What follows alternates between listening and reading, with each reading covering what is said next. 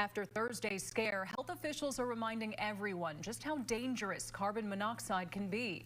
RJ Johnson shows us how to protect your family, especially during the winter months.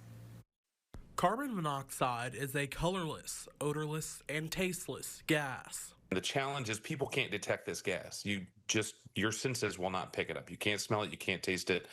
You just don't know it's there. Early symptoms of carbon monoxide poisoning can include dizziness, fatigue, headaches, and nausea.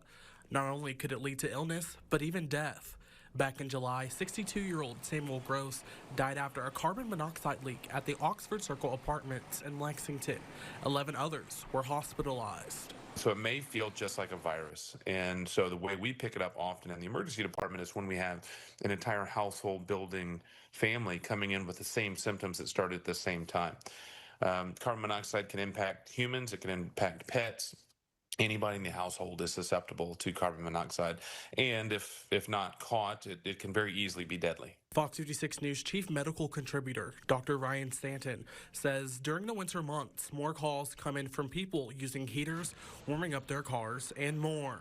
Many heaters are not made to be indoors. Any outdoor type of heating source needs to be well ventilated just because of the potential of carbon monoxide. But actually any heating method, never have a car running inside a garage without the garage open, because those gases will build up within those spaces and can actually not just stay within that space, but then carry throughout the entire structure. Dr. Stanton says the best way to protect yourself is to get a carbon monoxide detector.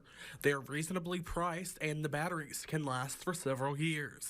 The most important thing, the messages are: remove yourself from the situation, calling 911, having detectors, and making sure that you're using any fuel burning item appropriately and correctly as per the instructions. If you do find yourself experiencing symptoms of poisoning, you should remove yourself from the area and call 911.